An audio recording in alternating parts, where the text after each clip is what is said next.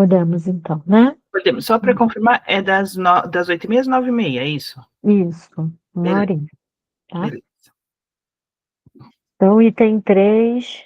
Enquanto me esforçava por descobrir quais relações nas ocorrências clínicas de distúrbios da linguagem confirmavam a alegada relevância psíquica dos centros de linguagem e, para tanto, submetia a afasia de condução de Wernicke a uma investigação crítica, deparei com fatos que me levaram a duvidar da correção de um esquema baseado essencialmente na localização.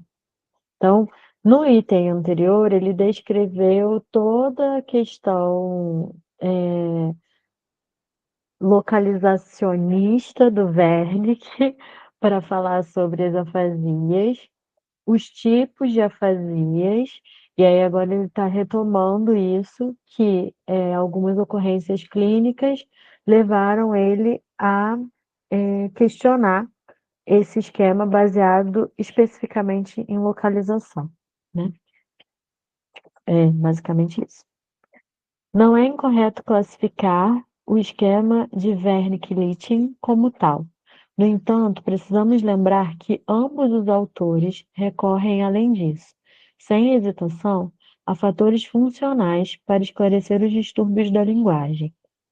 Uma representação que pretendesse explicar os distúrbios da linguagem observados exclusivamente pela localização diversa de lesões destrutivas precisaria se restringir à hipótese de um número de centros de vias de condução que funcionassem de forma independente e que deixem de funcionar com a mesma facilidade devido às lesões. Então, o que ele está pontuando é que se a gente está fazendo um esquema baseado em localização, esses locais precisam ser independentes, tanto para funcionar quanto para quebrar, né? Não funcionar em caso de uma lesão. Segundo Lemos, porém, Wernicke e Littin não puderam evitar a associação da função do centro motor M, não apenas a sua integridade anatômica, mas também a conservação de sua ligação com o centro sensorial A. Realmente, Littin fez uma descoberta surpreendente, cuja confirmação iria reduzir ainda mais a importância do fator de localização. Então, o cara que estava construindo uma teoria baseada em localização descobriu uma coisa que reduziu a importância da localização na teoria dele. Ele se perguntou se pessoas com afasia motora dispunham da chamada linguagem interna, o processo de deixar soarem as palavras que não conseguem pronunciar. Toda vez que eu leio isso, eu penso naquela vozinha interna que a gente tem. Não sei se vocês têm, né? Não sei que eu esteja me entregando aqui. Mas que a Muito. gente meio que se escuta, né? Tipo, uma coisa que é interessante, que muitas pessoas já me falaram, mas assim, o meu cérebro consegue falar inglês, mas eu não consigo pronunciar, porque a gente consegue ouvir, né? Mas na hora de falar não sai. Eu acho que é meio que isso, sabe? Quando eu leio essa frase. Não sei se para vocês. Por isso, ele pediu aos doentes, por exemplo, que apertassem sua mão tantas vezes quantas fossem as sílabas da palavra demandada, e descobriu que os doentes não eram capazes de provar dessa forma que a conheciam. Está claro que um fato como esse não poderia deixar de exercer a mais profunda influência sobre nossas ideias do processo de linguagem, pois o centro A está intacto. Suas conexões com o restante do córtex não estão prejudicadas. Há uma lesão apenas na parte sensorial do aparelho de linguagem, bem distante, em M, o centro das representações motoras da palavra. E mesmo assim, o doente não consegue suscitar os sons das palavras presentes no lobo temporal a partir de suas outras atividades cerebrais. Por exemplo, das percepções ópticas. devido à existência de uma lesão circunscrita na terceira circunvolução frontal. Então, eu acho que o que parece aqui é que ele, por algum acidente, algum problema, perdeu a capacidade motora, então, do aparelho de linguagem, né, de falar, e achava-se que por ouvir, né, então o centro A, se eu não me engano, é o de entrada, né, da Eu ia informação. perguntar exatamente isso, porque como eu não li ainda, o centro A é o centro de recepção da informação, seria isso. Isso, E o M é isso, o motor, é o que processa a fala efetivamente, não o pensamento, mas a fala, é a parte motora. isso, exato, exato. O motor, ele chama de, cadê? Centro M? Centro M, mas ele fala de, meu Deus, Centro motor. representações motoras Uhum. da palavra. Então, é a forma como, por exemplo, os seus músculos se movem para que você Para forme poder. aquela palavra. Mas você consegue ouvir e entender. Segundo a teoria, essa pessoa E conseguiria ouvir e entender. eu fico pensando, Então, na verdade, quando a gente lê sobre isso, eu fico pensando no Bruce Willis, por exemplo, hum, que o quanto que foi lesado, porque me parece que a lesão dele é tanto no M, né, no motor, mas existe também uma contínua degradação dos outros centros também. Não é só uma questão motora, então eu fico pensando muito nisso, assim, dessas pessoas que têm uma lesão só motora e outras que vão tendo uma lesão psíquica, digamos assim, ao longo do tempo, né? sim, Esse texto em específico, até o momento, o Freud ele está discorrendo a respeito dessas duas teorias de Wernicke e Lichten para poder dizer que eles não estavam indo para uma via correta, digamos assim, de teorização. Então, ele Uhum, está descrevendo aqui o que a gente está lendo agora são sobre as teorias desses dois, só que a gente vai ver depois que isso tudo acaba caindo por terra quando a gente insere a parte psíquica na história, que não necessariamente esse centro motor vai ser afetado e, consequentemente, uhum. algo vai afetar de centro auditivo, de imagem, de não necessariamente, sabe? Pode acontecer, mas não necessariamente. Existe uma instância psíquica que vai acontecer. Mas a gente ainda não chegou nessa parte, nesse momento do texto, assim, só para contextualizar, porque como você não tem essa parte anterior, pode ficar uma coisa de tipo, é isso que acontece de fato, né? Quando já tem teorização hoje em dia Ele está completamente. construindo ainda. Isso, E exatamente. no caso das histéricas, por exemplo, a gente sabe que, na verdade, não tem nenhuma lesão nem motora, né? É uma sim, coisa completamente psíquica, não tem. E isso, na verdade, vai sendo construído realmente, assim, eu já li algumas coisas das afasias e vai sendo construído com o tempo. é. Ele, na verdade, traz a teoria bem detalhada, né, de como funcionaria esse aparelho, segundo Wernicke, Hum, depois segundo Lichting, e aí junta os dois, porque em algum momento a neurologia acreditou que era localização no cérebro. Então, se você acertasse determinado ponto no cérebro, você resolveria infligiria a questão. isso, conseguiria uma lesão específica, por exemplo, motora. E tendo essa lesão somente motora, somente naquele ponto, você manteria o entendimento, né? Então, a entrada da informação e o processamento da informação, porque eram locais diferentes no cérebro.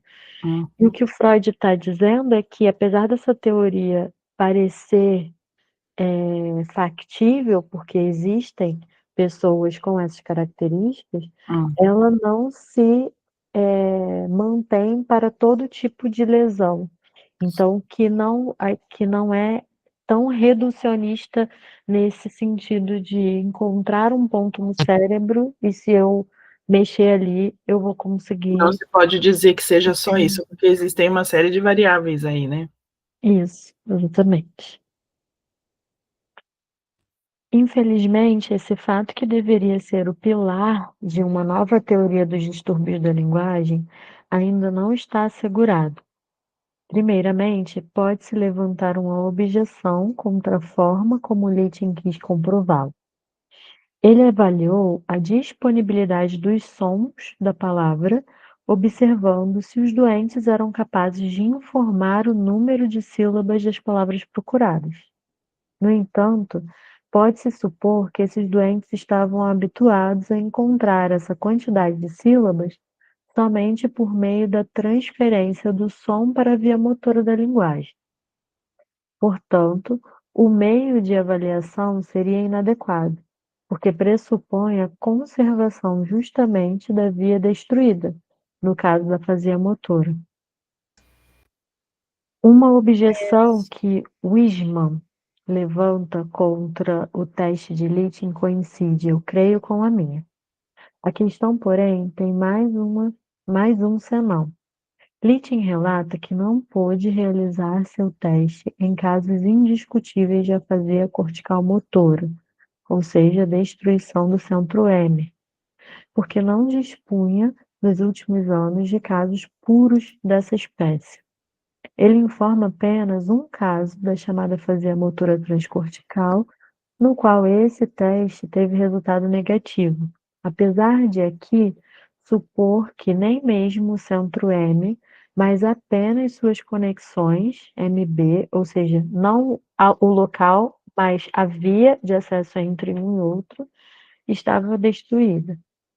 Adiante, porém, eu vou demonstrar que esses casos da chamada afasia motora transcortical demandam uma outra concepção, que combine mais com o desconhecimento das imagens acústicas.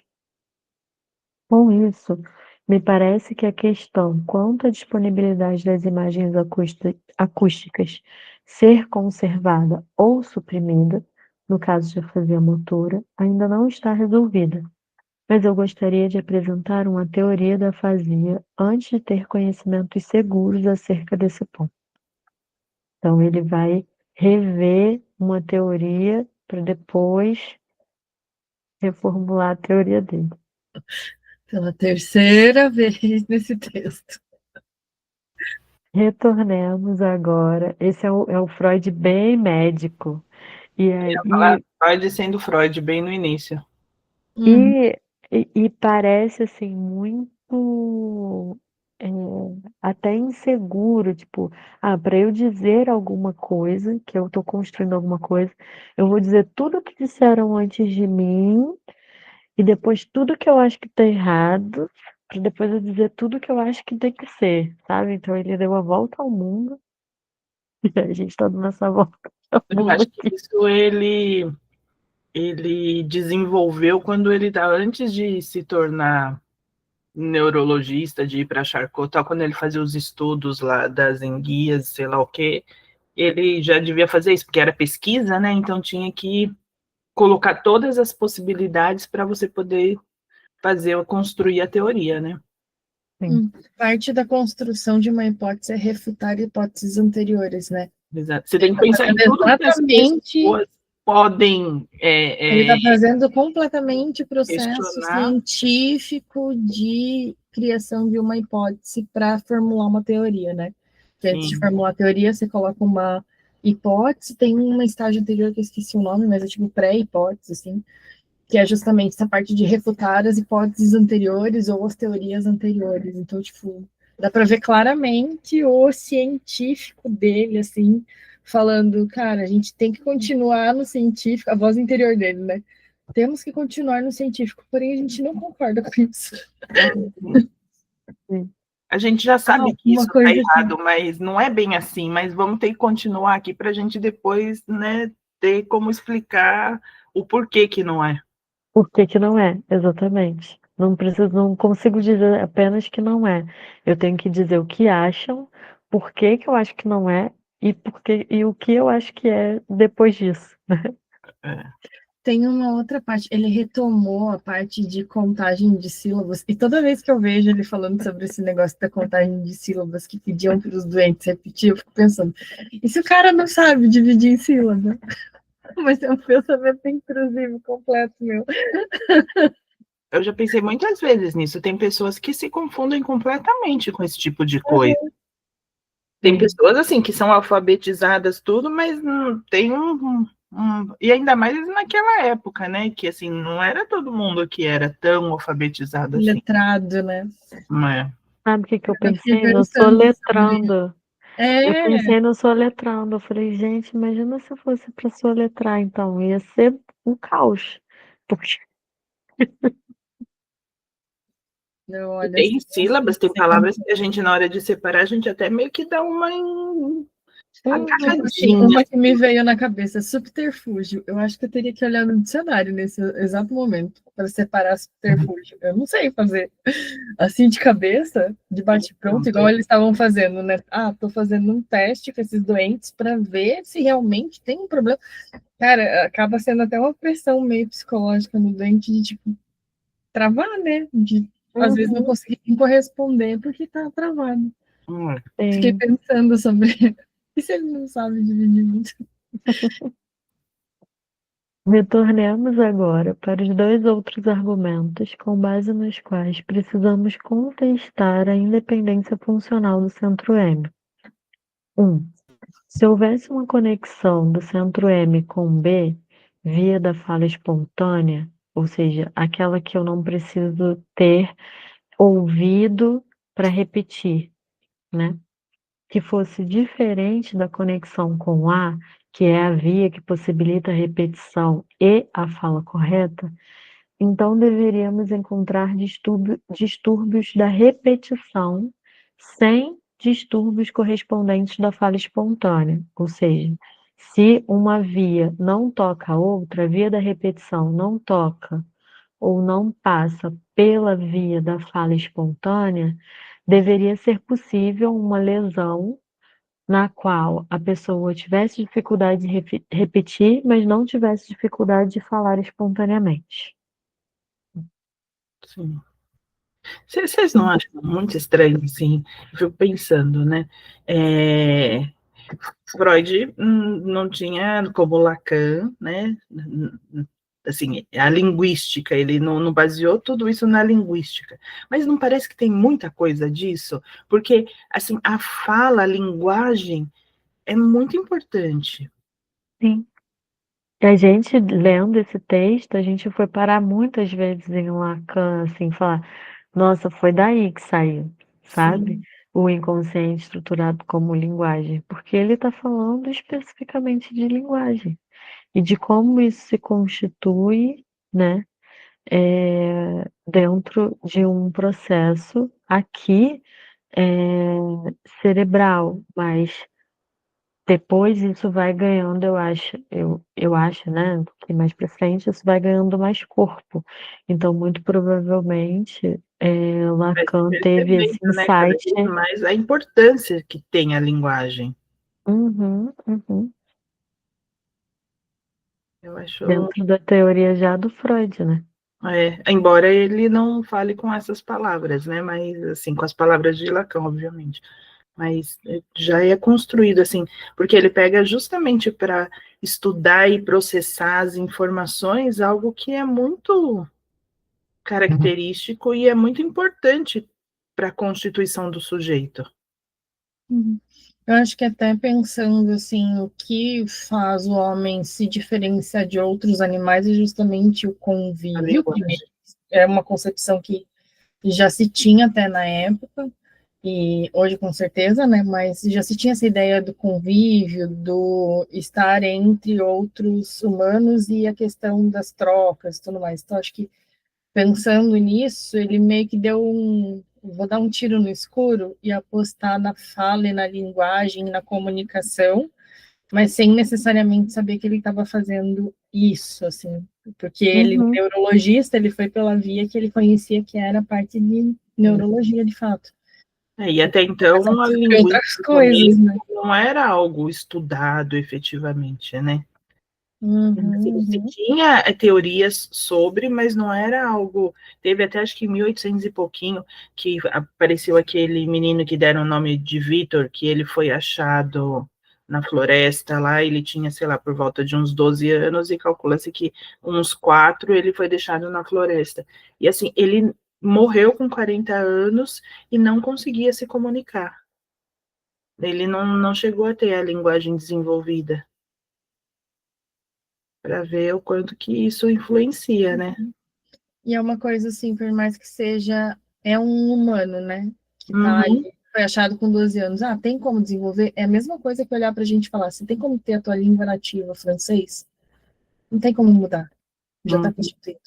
Então, isso vai se constituir antes, numa etapa antes, e não acontecendo, isso não acontece mais, que é o que a gente às vezes comenta aqui na leitura sobre a neuroplasticidade. Existe um tempo determinado para que as coisas aconteçam e aquilo se fixe, mas existe dentro desse tempo também um tempo determinado para que não seja fixo, para que possa mudar, para que possa inserir outras articulações.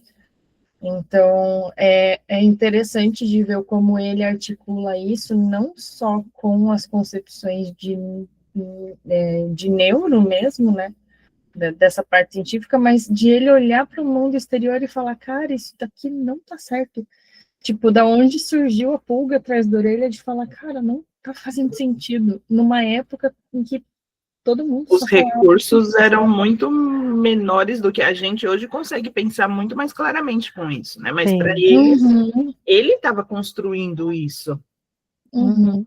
Até dificuldade de época de acesso a mais diversos conhecimentos, assim, existia uma grande facilidade de estarem em grupos, né? A Uhum. época permitia estarem em grupos de intelectuais, de discussões acadêmicas, muito mais do que hoje, por exemplo. A gente vê a diferença de como era, mas ao mesmo tempo o acesso a essas informações era muito mais lento. Então, para constituir tudo isso, a gente hoje vê com muita clareza, porque é rápido para a gente, né? Até para você ter acesso Acesso à a informação. pessoas que para você observar, para você testar, era bem mais difícil do que hoje em dia. Exatamente. E, por exemplo, essa coisa da neuroplasticidade que a Tatá tá falando, ele um pouco antes, no texto, ele fala. E, assim, agora a gente sabe que existe neuroplasticidade, na época não, né? Mas Uhum. quando eu li, eu já conectei, sabe? Tipo, ele tem aqui uma ideia de que o cérebro ele pode se moldar, né? Ele pode alterar a função. E na época não se tinha possibilidade nem de estudar o cérebro enquanto vida, enquanto vivo, né? Só dava para estudar Eu o sou cérebro bem depois mais velha da que vocês. pessoa. Na minha época, por exemplo, de colégio que eu estudei, não existia neurogênese. Neurônio não se Uhum, recompunha. Morreu, acabou, já uhum. era. Não existia isso. Não se É, acreditava nisso. sim, então, e aí e assim, não dá, a estrutura de um neurônio vivo, depois que morre, é completamente diferente, né? Assim, a estrutura o fun- a composição mesmo do cérebro. Então, existe um buraco gigantesco, mas e o quanto ele já tinha essa visão avançada, né? É muito surreal ler e ver que ele já tinha uma ideia, mesmo com, sem ter como ter esse Comprovar isso. contato, né? Não ter Porque, tido assim, nada. parece que é muito mais intuitivo. Eu fico pensando nessas pessoas, assim, eu penso, nossa, a pessoa, ela tinha, sei lá, que parece muito intuitivo, assim, ok que a pessoa pesquisava, observava tudo, mas ela não tinha os recursos que a gente tem hoje em dia, né? E Uhum, assim, e chegava nos conceitos que a gente fala, nossa, para a época é assim, é surreal. sim. Uhum, uhum. Eu argumento detalhadamente que esse não é o caso, ou seja, de uma pessoa que tem lá, né, a lesão que impossibilita apenas a repetição. assim como concluo que essas duas vias coincidem. Vimos que uma lesão no centro A ou na via AM gera um distúrbio da linguagem que fez com que Wernicke e Littin tivessem que recorrer a fatores funcionais para seu esclarecimento, sem com isso esclarecer de forma satisfatória o fato fundamental do surgimento do distúrbio de linguagem no caso da afasia sensorial.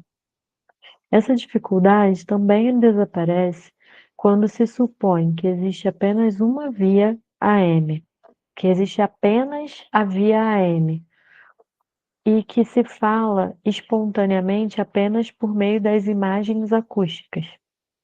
Essa suposição parece mais óbvia, considerando-se que a via AM, sem dúvida, foi a primeira na qual a criança aprendeu a falar. Então, para que a criança aprenda a falar, é necessário que ela tenha escutado alguma coisa antes e ela tenha conseguido repetir isso. E ela, então, aprende pela repetição. Wernicke supõe que quando a fala já foi suficientemente exercitada nessa criança, exercitada nessa via, forma-se uma outra, mais direta, que passa ao largo da imagem acústica. Então, ele diz que primeiro tem essa via mais longa, né, do ouvir, processar, repetir, para depois construir uma fala espontânea, e depois que isso é constantemente praticado, é que a criança passa a conseguir construir um raciocínio, uma fala espontânea diretamente, sem ter sido estimulado externamente primeiro, né? É tipo como aprender a dirigir, por exemplo, né? No começo você fica, eu tenho que fazer isso, eu tenho que trocar a marcha, agora eu tenho que pisar no embreagem, agora acelerar, agora desacelera, tem que... E depois de um tempo você só entra, tipo, parece que seus membros eles andam sozinhos no carro e Você você nem só tá percebe andando, né? quando que você Nem fez percebe, nem determinada um coisa. grande piloto automático. Isso. Uhum. Todavia, não se pode compreender de que forma a prática adquirida em uma via pode levar ao abandono da forma já praticada e à adoção de uma nova. Então, por exemplo, até no exemplo que a Tatá mesmo disse, a pessoa não deixa de fazer os passos, ela só deixa de perceber que está fazendo os passos, né? Ou corta um passo ou outro, mas determinadas coisas, o que é essencial, precisa ser feito. Ou seja, se você não ligar o carro, você não vai sair com ele, né? Ou se você não Então, pisar na embreagem, por exemplo, você não troca a marcha. exatamente. Então, não é que você deixou de fazer o processo, mas que você não está mais percebendo, não está fazendo aquilo com intencionalidade, né? Assim, tipo, tendo que raciocinar para conseguir fazer. É que aqui Teoricamente, o que não precisa formar as imagens acústicas para você emitir o som.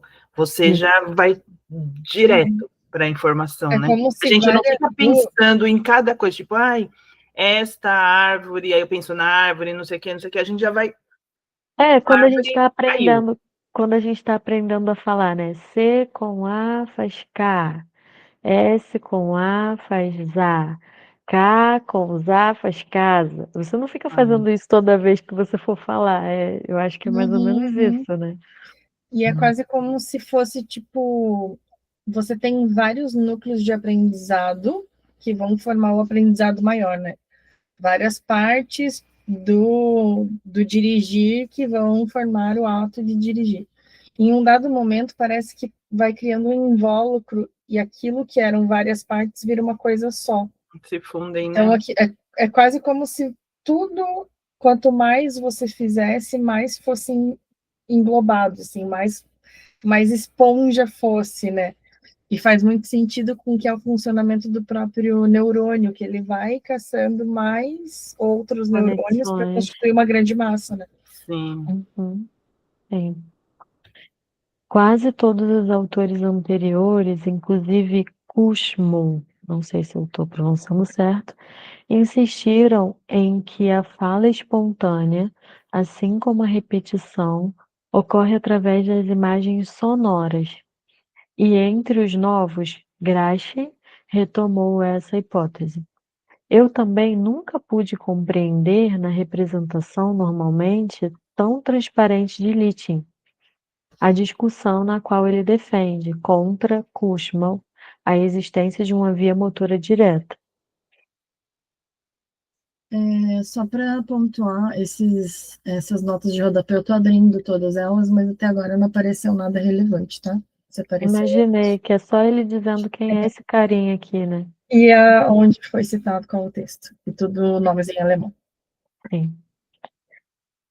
Se fizermos a via da fala espontânea passar pelo centro sensorial A, naturalmente, o distúrbio da linguagem devido à lesão sensorial passa a ser de grande interesse para nós. De fato, passamos a ter a impressão de que Wernicke e Litin não o reconheceram plenamente ao designá-lo como parafasia. Devemos compreender como parafasia um distúrbio da linguagem no qual a palavra adequada é substituída por uma mais inadequada, a qual, no entanto, sempre mantém uma certa relação com a palavra correta. E aí eu faço sempre associação, quando eu leio isso aqui, ao ato falho, né? Você Eu troca pensei um negócio exatamente pelo outro. nisso. Assim, às vezes numa coisa que não tem nada a ver, mas que tem tudo a ver, né? Exatamente, exatamente. Essas relações nós podemos descrever, por exemplo, baseados nas explicações de um filósofo chamado Delbrück, da seguinte forma: trata-se de parafasia quando o falante substitui palavras por outras com sentido semelhante ou que tenham sido ligadas entre si por associação frequente. Quando ele, por exemplo, usa pena de escrever em vez de lápis, Potsdam em vez de Berlim. Inclusive, quando ele confunde palavras que tenham som semelhante, butter no lugar de mutter, então, que aí é manteiga e mãe, né? Camper, cânfora, no lugar de pamphlet, que é panfleto. Por fim, quando ele comete erros de articulação, que é a parafrasia literal, nos quais apenas letras são substituídas por outras. Fica-se tentado a diferenciar nesses diversos tipos de parafasia em que parte do aparelho de linguagem se produziu a anomalia. E eu acho incrível, assim, que esse texto, não me lembro de quando que é, mas aí ele vai criar toda uma teoria depois em cima disso, né? Que é a do xiste, dos atos falhos e tudo mais. E o quanto tem uma galera aí que não estuda esse texto, né? Esse Que aqui é passa direto por 1891. 1891. que passa direto por ele. A gente estava falando, por exemplo, 91? 1891. Uhum. Uhum. e aí passa direto por ele, e a gente estava falando de uma coisa que aparece já nos primeiros textos da psicanálise, que é a representação, e a gente lê e segue a vida, mas o conceito de representação vai ser criado aqui, né? E aí a gente lê lá e não sabe exatamente o que que Freud está trazendo como representação. Mas aqui ele fala muito disso, né? De representação motora, representação sonora. E eu acho que, mesmo que seja um texto denso, é difícil da gente ler às vezes, a gente fica aqui batendo cabeça, fazendo conexão com física, com não sei o quê, Por para isso que tentar não tem entender. par, né? Porque entre pares, porque assim, tem hora que você para, assim, fica pensando, né? Tipo, Então, sozinha, eu já tenho certeza absoluta que esse texto ia ser praticamente largado de lado da minha parte.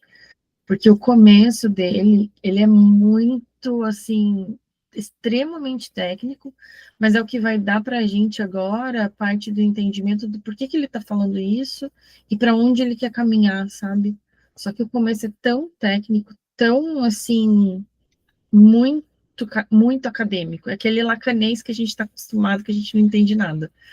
Acho que o Lacan também traz disso aí, ó. Vou trazer dessa forma aqui, porque no começo de Freud ele falava assim, ele era aceito como acadêmico, né? Aí depois, quando ele começa a abrir mão da academia e partir para praxis, é que ele começa a ter as tretas. Lacan resgata, acho que isso também, tipo, esse academiquez, assim, que é o que é difícil desse texto, assim, não é o entendimento do que ele quer dizer, porque as coisas fazem muito sentido do caminho que ele está tomando. Só que o como ele está descrevendo e o fato de ele estar tentando meio que contrapor as hipóteses anteriores e ser, tipo, minucioso nisso, faz com que, às vezes, sei lá, eu olho para o texto e falo, cara, eu não sei se eu entendi o que está escrito nessa frase, assim, tipo... Principalmente para quem não é da área, né? Várias vezes eu paro e... Uma das poucas coisas que eu ia falar, uma das poucas coisas que a Uninter, que eu ouvi na Uninter, que eu acho que eles foram muito felizes, é justamente isso, de leiam os textos pré-psicanalíticos, porque eles são fundamentais para você depois compreender a evolução da teoria. Uhum. Cara, para mim tá fazendo muita diferença, assim, de entender outros textos sob a ótica desse. Para mim tem feito sentido do tipo, foi daí que veio, sabe? Tem toda uma construção, Várias né? Não fichas. é do nada que apareceu, tipo, Uhum. que às vezes dá a impressão, né, se você está lendo coisas mais Para mais frente. para frente, né, dá a impressão de que, tipo, meu, assim, De onde ele tirou? tirou isso? Parece ato Será divino, que ele assim, veio ficou na mente. pensando um dia lá à noite e aí, tipo, falou, vou escrever sobre isso? Tipo assim, não é isso. É toda uma construção que vai desde sempre. Na verdade, a teoria freudiana é uma construção que se Da vida iniciou com a dele, né? vida dele. Ele foi Uhum. construindo tudo. Sim. O que Isso é também faz genial, muito né? sentido. Pensar que Não, e o que faz muito sentido hoje de pensar que o analista se constrói na própria análise, né? Então, de pensar que ele construiu a teoria da vida dele, do que ele trouxe de bagagem da vida, porque ele não tinha essa parte de análise dele, né? Ele sim, foi o primeiro, afinal de contas. sim. Mas de pensar o quanto faz sentido, assim. E o Tipo, quanto ele foi a bagagem, a tateando, gente né? também traz a bagagem de análise, né? Ele foi pensando, ele foi testando, ele foi repensando. E eu acho incrível isso também. Eu acho assim uma coisa fenomenal a história dele ter ao longo da vida inteira revisto a teoria. E aí ele escreve: em tal ano eu falei isso, mas hoje em dia a gente já sabe que é assim. E assim, e pode ser que seja revisto novamente. Então isso eu acho muito legal. Ele nunca deu nada como completamente pronto. Uhum. E que é muito difícil para a maioria, assim, né? De falar, Uhum. quero isso daqui formatadinho e usar. Né? A Você usabilidade de hoje pensar em dia. como ele era uma pessoa assim que gostava de estar certo, que gostava, né, do status de ser um pensador e tudo mais, assim, em certos momentos aí a gente olha e fala, nossa, e ele tinha humildade para fazer isso, porque ele poderia simplesmente não fazer. Ignorar, né? E Ignorar e aí no futuro pronto. as Eu pessoas disse teriam isso, visto e falar assim, isso aqui não tem nada a ver. Mas sim. sempre que ele revia e achava discrepância, ele falava, isso aqui não é assim, não. Acho que tinha um que também de melhor eu falar que eu errei do que me apontarem, né? Pode ser, pode Tem ser. muitas possibilidades aí. Melhor eu me retratar lá do que. É, Ademais, pode-se denominar também parafasia quando duas intenções verbais são fundidas em uma deformidade. Water no lugar de mutter, ou water, pai, né? Então, water pode ser no lugar de de mãe ou de pai, no caso. Junta os dois e Juntou. faz uma Igual palavra só. pai a gente faz. É, E acordou-se atribuir à parafasia aquelas paráfrases em que um determinado substantivo é substituído por outro, tão indeterminado quanto possível. Jeans matine, chose, coisa, em todos os casos. Aquela coisa, tô coisado, né? Tipo, troca qualquer uhum. coisa por coisa. Não, e tipo assim, um faz-me rir, me dá uma verdinha, que às vezes tipo é uma coisa ou é outra, mas ainda assim tem a denotação de dinheiro, muitas conotação, né, de dinheiro. Então, tipo, por mais que se usem várias palavras com o mesmo significado, aqui Sim, para mim é o que Lacan depois vai descrever como metonímia, sim. né? Que você vai fazer esse deslocamento de ou de sons ou de palavras, mas para um mesmo significado e ao mesmo tempo usando um certo quê de dúvida, assim, você não sabe se é realmente literal ou se é uma metonímia ali, né? Legal. Não tinha pensado por esse aspecto. O distúrbio da afasia sensorial, no entanto, vai muito além desses caracteres parafásicos. Os autores ingleses citam casos nos quais afásicos sensoriais não falam nenhuma palavra compreensível, alinhando sílabas sem sentido em uma sequência inexaurível. Ladainha nonsense, jargonofasia, la língua. É quando aquela. Tem uma expressão que o Freud usa para isso, que quando o analisante está só produzindo coisas que não conectam. Tem um nome, agora eu não lembro. Verborragia. Uhum, Tem aquela verborragia ali que fala, fala, fala, fala e nada vai para lugar Não nenhum, aproveita nada nada. conecta com nada. uhum. Em outros casos, como exemplificado pelo próprio Wernicke, é notável a pobreza em formações lexicais, com qualquer significado mais restrito. A quantidade exacerbada de partículas, interjeições e outros ornamentos da linguagem. A repetição frequente de substantivos e verbos que tenham sido pronunciados uma vez. Sabe o que eu pensei aqui? No dialeto do neurótico obsessivo, né? Que fala um monte de coisa e que você não consegue chegar no que ele quer dizer. Ele tá só colocando um monte de. Sabe o que eu pensei também? Na linguagem dos adolescentes. Cara, tipo assim, e aí fala um monte de coisas que se você pegar assim, a frase completa, você aproveita praticamente nada da frase. Só Tipo, tem jargão a frase inteira e é é, possível que eles se entendam, né? Bem cara, dialeto tipo assim, mesmo. caraca. E aí, assim, vai uma coisa na outra que você fica assim, tipo, oi? Eu pensei nisso também. Uhum, uhum. O paciente de Wernicke, por exemplo, disse certa vez, em uma época na qual já apresentava um progresso relevante, quando alguém lhe deu um presente. Abre aspas. Então me permito muitas vezes tudo possível que você já tenha viu. Eu agradeço muitas vezes carinhosas que você me dito tudo. Ah, então agradeço muito que você tão bom tenha sido, que você tão bondoso tenha sido. E aí, quando a gente leu da primeira vez essa frase, eu lembrei do Yoda, que fala ao contrário, né? É, Então você tem que ir realmente pegando a frase e fazendo um quebra-cabeça, é. realocando as palavras, né? Tem uma coisa que eu pensei agora, que eu não tinha pensado da outra vez que a gente leu, mas que existe um recurso de escrita que é colocar reticências para quando há pausas de respiro, e talvez aí faça sentido a leitura do tipo. Então, me permito muitas vezes tudo possível que você já tenha, viu? Eu agradeço muitas vezes que você já me tenha, sabe, tipo, vai fazendo pausas, pequenas pausas, tentando conectar coisas.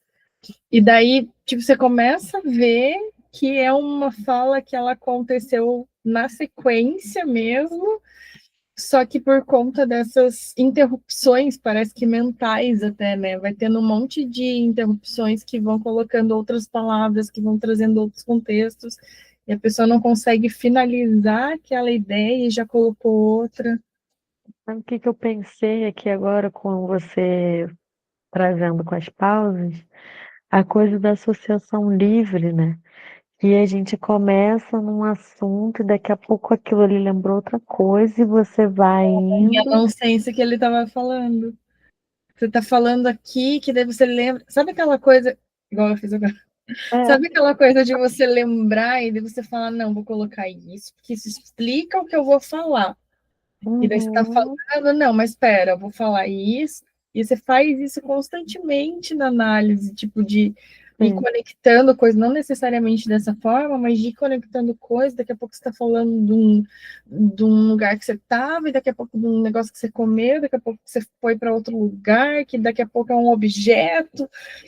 Tipo, é muito isso, assim, dessa E eu acho ladainha muito mesmo. interessante que às vezes a gente faz isso contando as coisas para as pessoas, como se a pessoa ela estivesse lendo, assim, assistindo os nossos pensamentos e conectando as informações. Só que aí meu marido faz muito isso. E aí eu paro e falo, não, Rick, peraí, vamos lá. Porque assim, fala coisas tão aleatórias como se eu estivesse lendo o pensamento e eu não consigo conectar a informação. O que uma coisa tem a ver com a outra? Eu trabalhei Eu com uma acho pessoa que fazia isso o tempo todo. Ela já entrava na sala no meio do assunto. E eu ficava assim, cara, eu não sei o que que você tá pensando, sabe? Eu não consigo. Começa do começo, porque ela já chegava já no meio do assunto, assim, como se eu estivesse acompanhando, né? Eu tô dentro da cabeça dela, sabe? tipo, a pessoa tá lá fazendo café, de repente acabou o pó, ela não achou papel para fazer café, ela entra na sala falando café, acabou o pó, acabou o papel. Você fica tipo, que café? É bem isso. Sim. Isso. E uma coisa que a Deia tava falando, né? Que às vezes a gente fica tipo, meu, não tô entendendo nada que você tá falando. Mas o contrário também acontece muito. Quando você tem, às vezes, intimidade com uma pessoa e que você convive muito, você tem aquele dialeto com ela também, né? A Então, gente se ela consegue tá falando, compreender, mesmo que a pessoa não fale. Eu e o às vezes Rick teve ela uma época começa que a frase e já termina na tua cabeça. Ela não precisa nem terminar, né? a gente fazia muito isso, assim, teve uma época que a gente fazia muito isso, essa testagem do quanto a gente conseguia se compreender sem falar coisas, né, assim, que fizessem muito sentido. É muito Uhum. legal isso também. Mas às vezes ele começa falando de uma coisa e aí ele tá falando de uma pessoa, eu falo, então, sei lá, ele tava falando do grupo escoteiro. Mas então a pessoa chegou, não, essa pessoa é lá do trabalho. Eu falo, nossa, Rick, mas tipo assim, não tô lendo, assistindo o seu para poder saber, porque vai de uma coisa para outra e aí é como se a gente estivesse entendendo tudo. E às vezes também é o que a Tata falou faz muito sentido, de não falou nada e a gente entendeu tudo também. Sim. Eu me lembro de ter visto no Hospital Geral de Viena um caso de afasia sensorial, ou seja, da questão da percepção, né?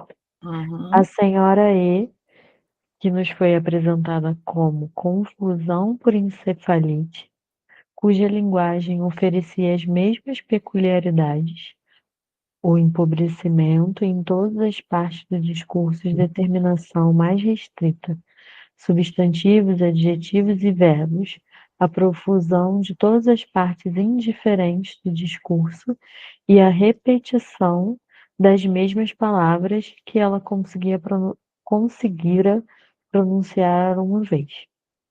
Wernicke tentou caracterizar o distúrbio da linguagem da afasia sensorial como a conservação do vocabulário com parafasia.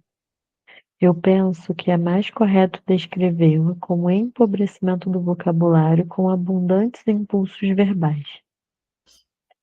No entanto, se eliminarmos a via da fala espontânea, BM do esquema de Litting, como podemos então explicar os casos da chamada afasia motora transcortical, que Litting explica com tanta naturalidade com a interrupção justamente dessa via? Lembremos que esses casos apresentam peculiaridades de que a fala espontânea é totalmente impossível, enquanto a repetição, a leitura em voz alta, ou seja, falar de acordo com a forma escrita, etc., acontecem sem impedimentos. Então, a pessoa não consegue construir uma fala por conta própria, mas ela consegue repetir, ler e pronunciar. Por sorte, estamos agora em condições de compreender esses casos de outra forma. Eubner publicou recentemente uma observação de afasia a qual vamos nos referir ainda muitas vezes. Sério? Por sua grande importância. Esse doente perdeu a capacidade de falar espontaneamente, mas era capaz de repetir e ler em voz alta. Portanto, ele apresentava uma típica afasia motora transcortical. Além disso, perdeu também a compreensão da linguagem, incluindo o que ele mesmo lia, escrevia ou repetia. Então, ele era capaz de falar, ler, repetir, mas ele não entendia o que estava sendo dito. E nem construir algo espontâneo. Não construía algo espontâneo, mas também não entendia. Então, ele era capaz de ler, mas se a pessoa dissesse assim, O que por você exemplo, leu? ele leu, pega um copo de água. Repetiu isso, mas ele não era capaz de fazer porque ele não sabe o que aquilo significa. Meio que isso, né? Distúrbios que correspondem à afasia sensorial transcortical de Litting. Seu caso, portanto, não podia ser explicado por uma simples lesão do esquema de Litting, mas pela coincidência de duas lesões, a saber, nas vias BM e BA. A autópsia desse doente viria a mostrar um amolecimento extremamente interessante no córtex, ao menos em um ponto da região sensorial. Amolecimento que circundava o ponto de Wernicke, a primeira circunvolução temporal separando-o do restante do córtex, na parte de cima, de trás e de baixo. Além disso, havia um amolecimento cortical superficial do tamanho aproximado de uma lentilha em um ângulo da terceira circunvolução frontal. E aí tem uma fotinho aí no PDF.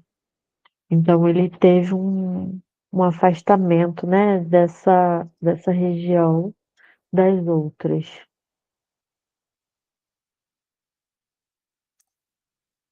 Está aqui. Isso. Uhum. Aqui, aqui de tamanho de lente. Ervilha, eu acho, né? Uhum. Na lentilha. É. Com isso, o esquema de Litting parece inicialmente corroborado. Então, parece que ele foi validado, né?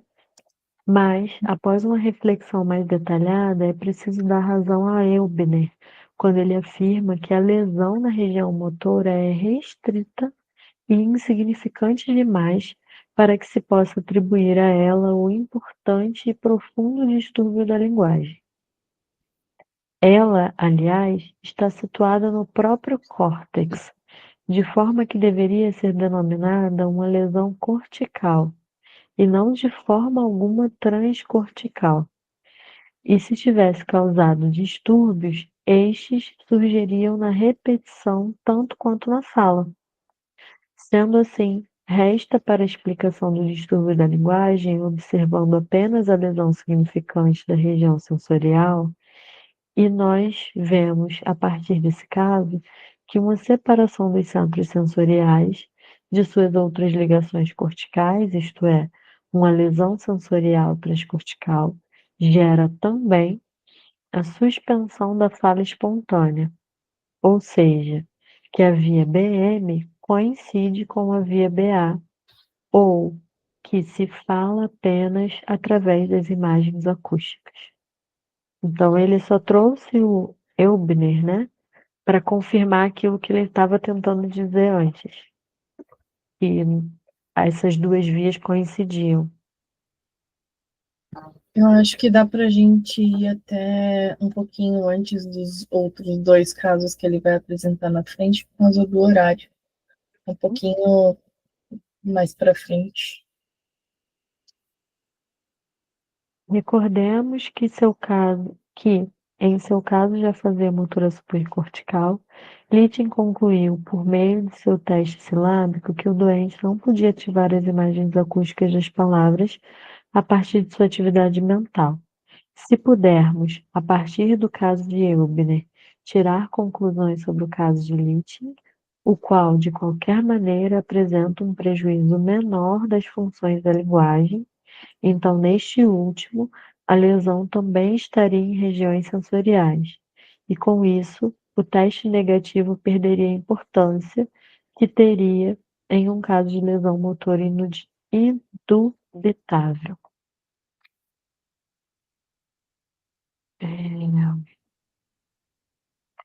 No entanto, a gente vai ler até antes de começar o caso, é isso? Vamos Até preparar antes do aqui? caso 1, sabe? Tá. No entanto, é delicado basear uma decisão em um único caso, especialmente porque ele apresenta uma pequena lesão em uma região motora. Assim, eu procurei encontrar alguns outros casos da chamada afasia motora transcortical com diagnósticos decorrentes de autópsias, e cheguei ao seguinte resultado, inesperado para mim. A incapacidade de falar espontaneamente, com a conservação da capacidade de repetir, não permite necessariamente deduzir uma localização na região sensorial. Esse sintoma característico da afasia motora transcortical também pode ser encontrado no caso de localização da doença exclusivamente da região motora, mas apenas em um único caso a lesão pôde ser realmente classificada como transcortical. Tratava-se, nesse caso, magno, de um tumor que estava situado na superfície interna da dura mater e, partindo da parte superior, penetrou como uma cunha no hemisfério esquerdo, sua ponta chegando à terceira circunvolução frontal e ao terço anterior da borda superior da ínsula.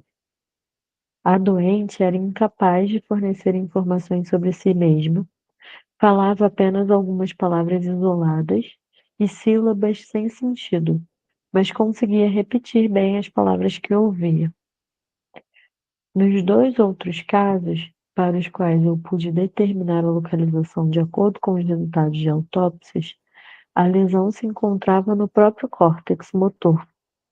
Na verdade, ela era transcortical no sentido real da palavra, o que torna essa palavra inadequada para ser usada na teoria da afasia.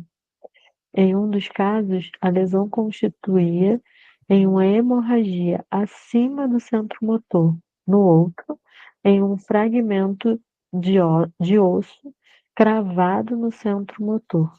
Ambos os casos são de Hammond e são relatados por ele conforme segue abaixo. Então a gente vai parar aqui, né?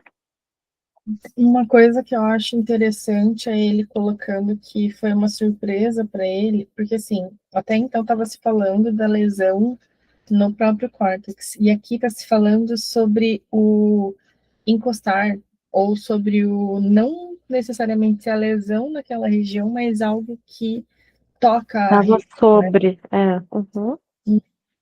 E eu achei interessante, porque de certa forma, se está tocando e está afetando, acaba sendo, entre aspas, próximo de uma lesão, né? Mesmo que seja bem superficial, mas acaba sendo meio lesão também, né? Uhum. Mas é interessante, principalmente esse da região da dura mater, porque é uma película que a gente sabe que ela é pouco elástica, né? Ela não é muito elástica E para chegar ao ponto de fazer esse processo de alteração, né? O quanto de pressão foi colocada, e daí me leva a pensar muito nas questões de lobotomias e a questão manicomial e tudo que acontecia, né, sobre a tentativa de recuperação de um indivíduo, e quanto mais tentava-se, mais lesionava-se. Né?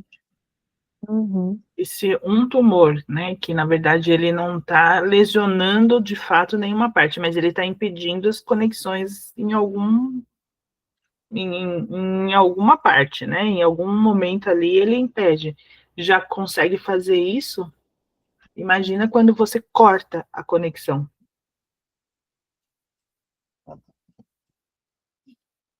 Acho que além do tumor, a hemorragia, né? Porque teoricamente a hemorragia é um líquido que. É o sangue, né, que vaza. No caso de um Exato. AVC, por exemplo, um AVC hemorrágico, Foi acontece um. isso, já impede a comunicação, né? Sim. Uhum. Enquanto é sensível, né? Hum, Uhum. Isso. Muito bom, muito bom. Vou parar de gravar aqui. hum. Uhum.